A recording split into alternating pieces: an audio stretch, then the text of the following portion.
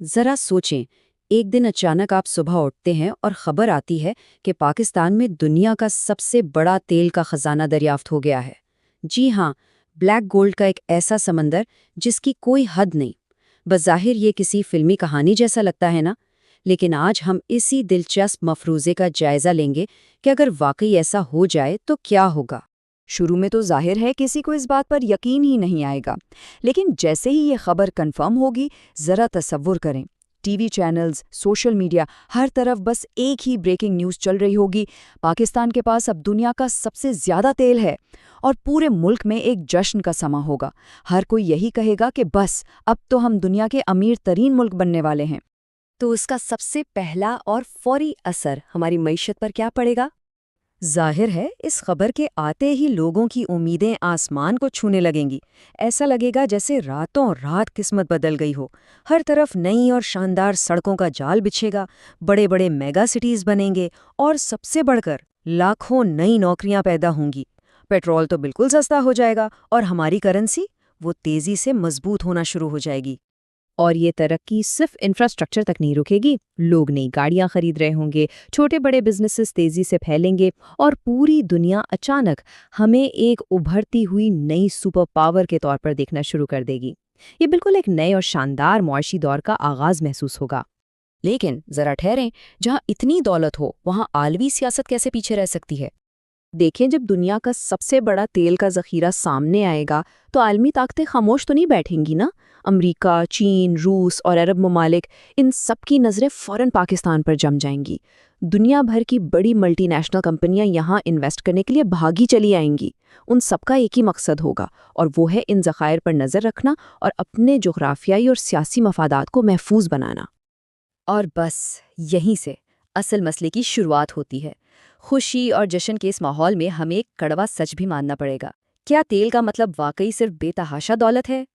حقیقت یہ ہے کہ عالمی سطح پر تیل صرف پیسے کا نام نہیں ہے، بلکہ یہ طاقت کا ایک بہت بڑا اور خطرناک ہتھیار سمجھا جاتا ہے۔ اور کیونکہ اس کے ساتھ بے پناہ عالمی اور سیاسی طاقت جڑی ہے، تو بیرونی طاقتیں ہر ممکن کوشش کریں گی کہ ان کا یہاں کسی نہ کسی طرح اثر و رسوخ ہو۔ یہ دولت اپنے ساتھ عالمی سیاست کی وہ کھینچا تانی بھی لے کر آئے گی جس سے بچنا کسی بھی ملک کے لیے بہت مشکل ہوتا ہے۔ اس عالمی پریشر کے علاوہ ہمیں اندرونی طور پر کن بڑے چیلنجز کا سامنا کرنا پڑ سکتا ہے؟ آئیے وہ دیکھتے ہیں۔ اچانک اتنی زیادہ دولت ملنے سے سب سے بڑا خطرہ یہ ہوتا ہے کہ ملک کے اندر سیاسی لڑائیاں اور کھینچا تانی بہت زیادہ بڑھ سکتی ہے۔ کرپشن کی ایک بالکل نئی لہر شروع ہونے کا ڈر ہوتا ہے، اور اس بات کے بہت زیادہ چانسز ہیں کہ کچھ مخصوص لوگ اس دولت کو صرف اپنے ذاتی فائدے کے لیے استعمال کرنا شروع کر دیں۔ اگر ان وسائل کو پوری شفافیت اور ایمانداری کے ساتھ مینج نہ کیا گیا تو اس کے نتائج بہت بھیانک ہو سکتے ہیں۔ سوچیں، امیر اور غریب کے درمیان معاشی فرق کم ہونے کے بجائے کہیں زیادہ بڑھ جائے گا۔ عام آدمی، جس سے اس خزانے سے سب سے زیادہ امیدیں تھیں، شاید اس تک اس ترقی کا کوئی فائدہ پہنچ ہی نہ پائے۔ پھر ایک اور بہت بڑا مسئلہ ہے جسے ہم اکثر نظر انداز کر دیتے ہیں، اور وہ ہے ماحولیات۔ اتنے بڑے پیمانے پر تیل نکالنے کے لیے راتوں رات بے شمار فیکٹریاں اور آئل ریفائنریز لگائی جائیں گی، جس سے آلودگی میں خطرناک حد تک اضافہ ہوگا۔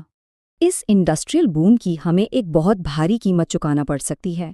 فیکٹریوں کا دھواں اور کیمیکلز ہمارے موسموں اور عوام کی صحت کو بری طرح تباہ کر سکتے ہیں، اور یہ وہ نقصان ہے جسے شاید دنیا کی کوئی بھی دولت واپس ٹھیک نہ کر سکے۔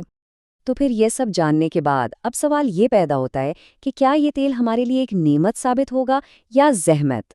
اگر ہم تاریخ کے پنوں کو پلٹ کر دیکھیں تو ہمیں ایسے کئی ممالک ملیں گے جنہیں تیل کی شکل میں بے پناہ دولت تو ملی، لیکن وہ شدید اندرونی بحرانوں کا شکار ہو گئے۔ اکنامکس کی زبان میں اسے ریسورس کرس یعنی وسائل کی لعنت بھی کہا جاتا ہے۔ یہ وہ سچویشن ہوتی ہے جہاں بہت زیادہ قدرتی وسائل ملک کے مسائل حل کرنے کے بجائے انہیں اندر سے بالکل کھوکھلا کر دیتے ہیں۔ لیکن دیکھیے، ایسا ہونا کوئی پتھر پر لکیر نہیں ہے۔ تصویر کا ایک دوسرا بہت روشن پہلو بھی ہے۔ اگر اس بے پناہ دولت کو صحیح طریقے سے مینج کیا جائے اور اسے ایمانداری کے ساتھ ملک کی تعلیم، لیٹسٹ ٹیکنالوجی اور عوام کی بھلائی پر لگایا جائے، تو پاکستان واقعی ایک شاندار اور حقیقی عالمی طاقت بن کر ابھر سکتا ہے۔ لیکن اگر خدا نخواستہ غلط فیصلے کیے گئے اور گورننس کا نظام کمزور رہا تو یہ خزانہ ایک بہت بڑی قومی آزمائش میں بھی بدل سکتا ہے۔ یاد رکھیں، وسائل خود بخود ترقی نہیں لاتے، بلکہ ان کا صحیح اور شفاف استعمال ہی اصل ترقی کی بنیاد بنتا ہے۔ اب ذرا سوچیں اور اس بات پر غور کریں، اگر واقعی پاکستان میں اتنا بڑا تیل کا خزانہ مل جائے تو ان سب چیزوں سے بچنے اور صحیح راستے پر چلنے کے لیے سب سے پہلے کیا بدلنا چاہیے؟ کیا ہمیں اپنے سسٹم کو بدلنا ہوگا، اپنی سوچ کو، یا کچھ اور؟ آپ کا اس بارے میں کیا خیال ہے؟ کامنٹس میں ضرور بتائیے گا۔